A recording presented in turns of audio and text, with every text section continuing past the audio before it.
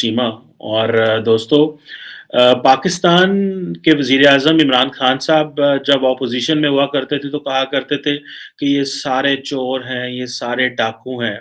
लेकिन amnesty international जो कि एक बड़ा जिसे आप कह लें कि क्रेडिबल इंस्टीट्यूशन है जिसकी इमरान खान साहब जो है वो सारा टाइम इसकी तारीफ़ें करते थे कि देखो एमनेस्टी इंटरनेशनल ने ये कह दिया है कि जी फलाँ गवर्नमेंट करप्ट है। एमनेस्टी इंटरनेशनल ने ये कहा है कि पाकिस्तान के अंदर करप्शन बढ़ी है और मज़े की बात है कि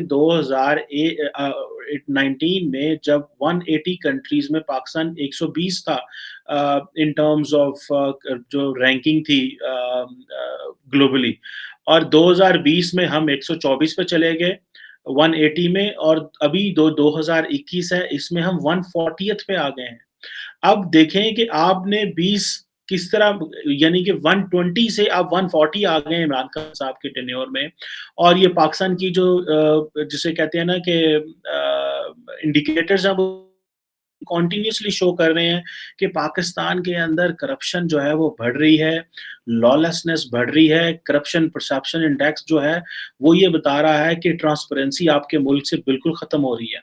और आप देखें आप 180 से अगर आप 180 ममालिक में 140 पे आ गए हैं और फिर ये फिर बातें होती हैं सीरिया, सोमालिया, वेनेज़ुएला, अफ़गानिस्तान की, आप अगर उनको देखें तो वो हम उनके करीब-करीब जो हैं वो पहुँच जाते हैं। अच्छा मज़े की बात ये है कि इमरान खान साहब जब जैसे मैंने कहा कि जब पावर में नहीं थे, तो इस तरह के इंडिकेटर्स का सहारा लेते थे। लेकिन अब अगर जो है वो बात कर रहे हैं कि ह्यूमन राइट्स जो है वो ठीक नहीं है पाकिस्तान में, एक अथॉरिटेरियन अप्रोच है इंडिपेंडेंट चेक्स एंड बैलेंस नहीं है, जो करप्शन वॉचडॉग होते हैं, एंटी वॉचडॉग होते हैं, वो इंडिपेंडेंट नहीं है। अब जो है, जो पुरानी हुकूमतें हैं, वो इमरान खान साहब से पूछ रही हैं कि आपने तो पिछले 25 साल ये कहा था कि ये चोर हैं, ये डाकू हैं और ये वो हैं। तो आपकी हुकूमत ने पिछले 3 सालों में आप 120 में से 20 नंबर से 140 नंबर पे कैसे पहुँच गए हैं? और मज़े की बात है कि इमरान खान साहब के जो एडवाइज़र थे ऑन अकाउंटेबिलिटी, वो पिछले साढ़े 3 साल में कोई एक्टिविटी नहीं कर सके, वो किसी सियासतदान को सज़ा नहीं दे सके थे। इसकी वजह से कल इमरान खान साहब ने उनसे इस्तीफ़ा ले लिया क्योंकि इमरान खान साहब के ऊपर प्रेशर बढ़ रहा है। अब इमरान खान साहब इंतहाई अंडर प्रेशर हैं और वो as a prime minister act नहीं कर रहे, वो as an opposition leader act कर रहे हैं। और उनको पता है कि जनाब इस वक़्त जो सिचुएशन है वो ये है कि मैं जितना ज़्यादा सख्त बोलूँगा, जितना ज़्यादा अपोज़िशन के खिलाफ बोलूँगा, तो लोग मुझे पसंद करेंगे।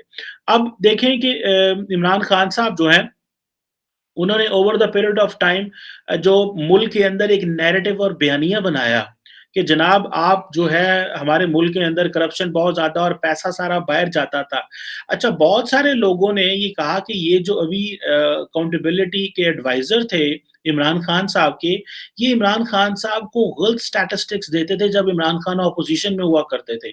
जब इमरान खान साहब जो थे वो अपोज़िशन में बैठ के हुकूमत पे तनकीद करते थे तो ये हमारा जो फेडरल बोर्ड ऑफ रेवेन्यू है वहाँ से कुछ डाटा लेते थे, इनके कुछ दोस्त थे।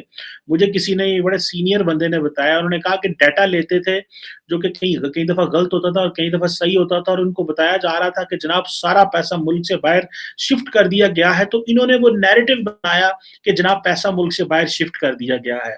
अब ये नहीं है कि पाकिस्तान में करप्शन नहीं थी उस वक़्त, करप्शन तो ऑब्वियसली थी, अब तब भी थी, लेकिन आप जिस ब्यूरोक्रेट से पूछें, जो हमारे दोस्त बैठे हुए हैं डिफरेंट ऑफिसेज़ में, उनसे जब बात करते हैं, "भई सुनाओ क्या चल रहा है?"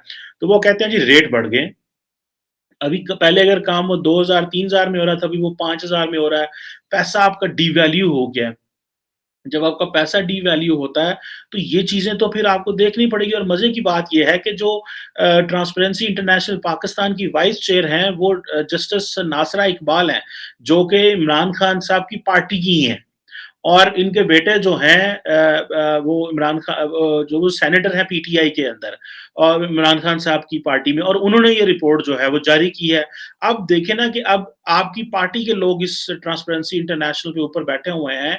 अब देखें कि अब आपने देखना ये था कि हमारे मुल्क में करप्शन बढ़ी है, इंसानी हकूक के अब्यूज़ेज़ बढ़े हैं, डेमोक्रेसी अंडरमाइन हुई है और फिर दूसरा ये है कि फंडामेंटल राइट्स और फ्रीडम जो इरोड हुई है, डेमोक्रेसी नीचे की तरफ गई है, अथॉरिटेरियनिज़्म इसकी जगह आ गई है और करप्शन के जो लेवल है बढ़ गए हैं। अब मुझे ये बताएँ कि ये कौन-सा मुल्क है पाकिस्तान जिसको इमरान खान साहब ने ले लिया कि अब जो जीडीपी नवाज़ शरीफ साहब छोड़ के गए थे, वो 318 बिलियन 318 बिलियन डॉलर की थी। इमरान खान साहब के टेन्योर में पैसा भी डीवैल्यू हो गया और जीडीपी भी आपकी सिकुड़ के 260-70 अरब डॉलर पे आ गई है। आप करप्शन में त पहले अगर 180 में मुल्कों में 120 में थे, तो अभी आप 140 पे चले गए हैं और आप कह रहे हैं कि बाकी चोर हैं और आप कहते हैं कि मैं ऑपोज़िशन से हाथ नहीं मिलाऊँगा, मैं लीडर ऑफ द ऑपोज़िशन से हाथ नहीं मिलाऊँगा, क्योंकि लीडर ऑफ द ऑपोज़िशन तो चोर है और डाकू है। अब ये क्या बात हुई कि एक तरफ तो आप बाकी लोगों से उनको चोर और डाकू कहते हैं और खुद आपकी हुकूमत में करप्शन के जो इंडिकेटर्स हैं वो बढ़े। अब आज शाम को क्या होगा कि इमरान खान साहब के सारे जो एडवाइज़र हैं, वो डिफेंड करना शुरू हो जाएँगे। ठीक है जी, वो डिफेंड करना शुरू हो जाएँगे कि इमरान खान साहब जो है ये देखें ना ये एमनेस्टी इंटरनेशनल ने सही डाटा नहीं लिया। एमनेस्टी इंटरनेशनल ने सही चीज़ों को समझा नहीं है।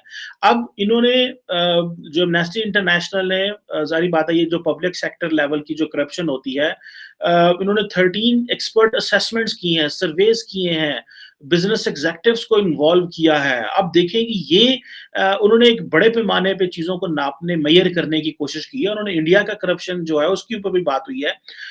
इंडिया का जो करप्शन है उसकी जो उन्होंने बात की, उन्होंने कहा जी उसका जो स्कोर है वो 40 पे रहा है।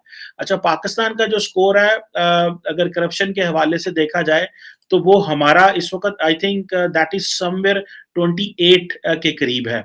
और इसी तरह बांग्लादेश में भी उन्होंने कहा है जनाब कि बांग्लादेश और इंडिया के अंदर चीज़ें नॉर्मल रही हैं, उनके इंडिकेटर को बदले नहीं हैं, यानी कि 2 पिछले साल के जो इंडिकेटर थे, वो इंडिकेटर अभी भी वही मौजूद हैं। सो एक तरफ तो वो है कि वो उन ममालिक के इंडिकेटर देख लें जहाँ पे वो इमरान खान साहब कहते हैं कि वो आरएसएस और हिंदुत्व और सारा कुछ उनको गालियाँ देते हैं और यहाँ पे हमने ऑक्सफोर्ड ग्रेजुएट को बिठाया हुआ है और ऑक्सफोर्ड ग्रेजुएट जो है, वो हमें कहाँ पे कहाँ ले गए हैं।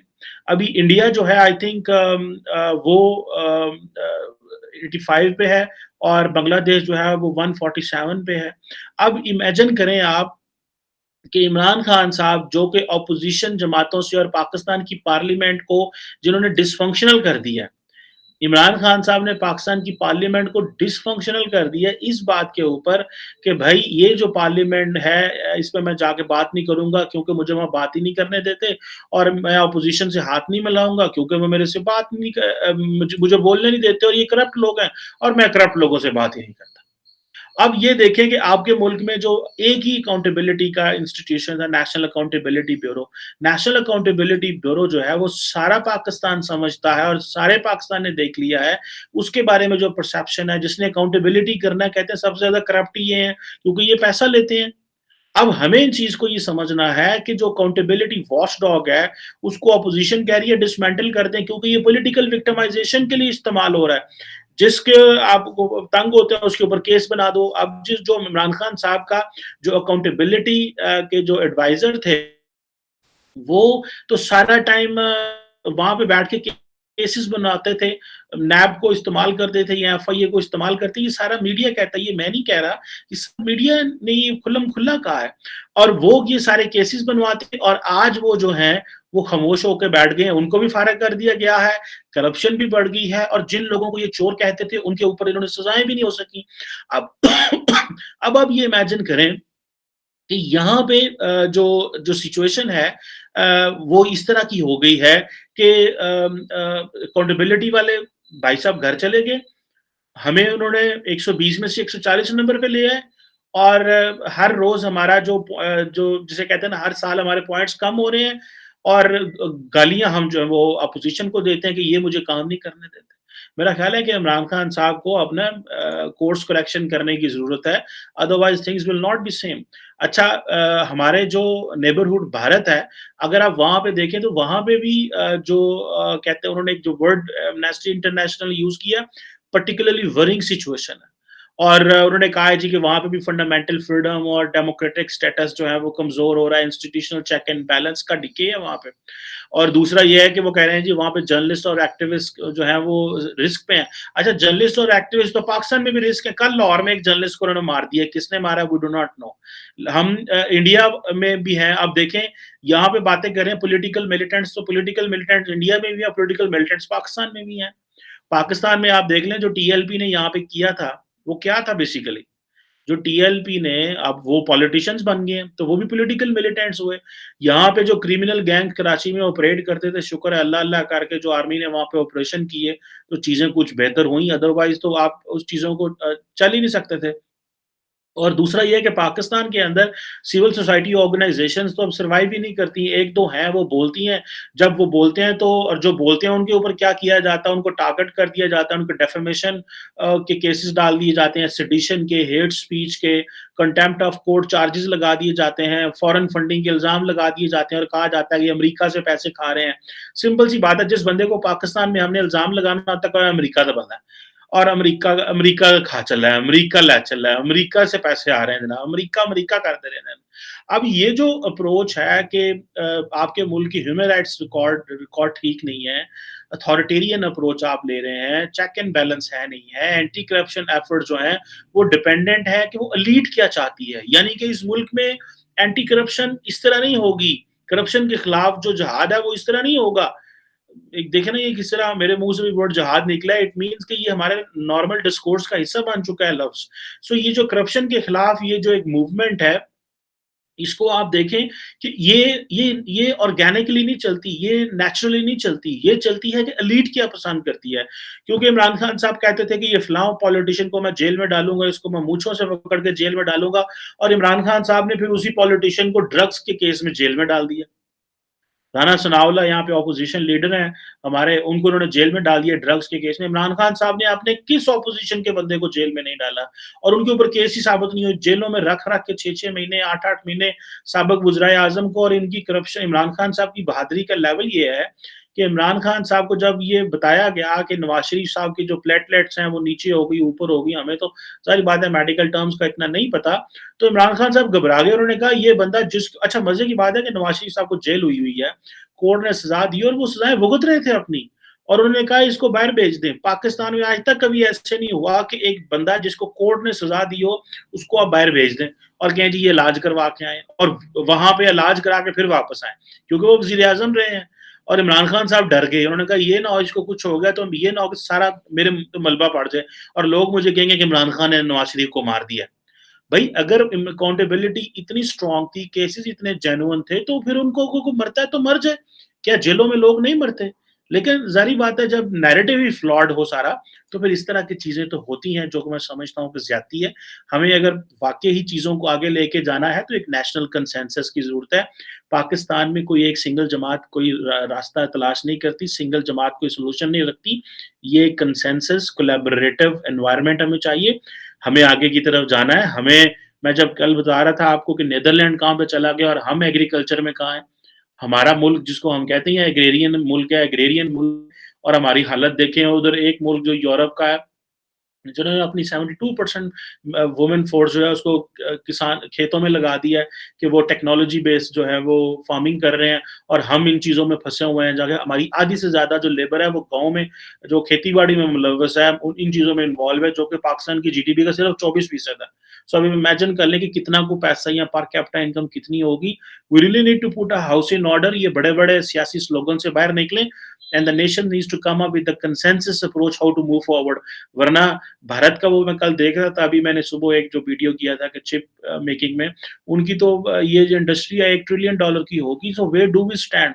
हमारे यहाँ तो कभी चिप मेकिंग का नाम भी नहीं आया कि ये चिप मेकिंग, हमें तो इस चीज़ का अंदाज़ा भी नहीं है। कभी आपने मैंने तो मिनिस्टर के मुँह से चिप मेकिंग का लफ्ज़ नहीं सुना और वो देखें उन्होंने पूरी की पूरी इंडस्ट्री खड़ी कर दी हुई है और इंडस्ट्रियल पार्क्स बना रहे हैं और फिर हम कहते हैं सिर्फ़ इंडिया को आप हिंदुत्व और इन चीज़ों में नारे मारेंगे, गालियाँ देंगे तो इससे तरक्की नहीं होगी। तरक्की हमने करनी है काम करके, इकोनॉमिकली मेहनत करके, ना कि गालियाँ दे के। इमरान खान साहब इंडिया को भी गालियाँ देते हैं, दें आप हुकूमत में आपका हक बनता है आप दें, मैं आपको मना नहीं कर रहा। आप आपका जो आपका एक इंडिपेंडेंट राइट है एज़ अ ह्यूमन बीइंग, दें गालियाँ। द पॉइंट इज़ आप ऑपोज़िशन को भी गालियाँ देते हैं, आप सबको गालियाँ देते हैं जिससे आपको पता चले आपका वोट बढ़ेगा।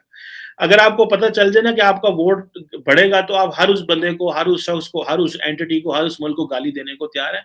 But at the end of the day do not अपने नाक से आगे भी थोड़ा सोचो यार, just do not look for yourself.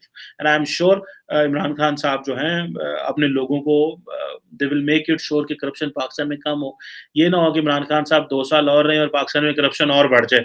Let's see what comes out of this. Thank you very much.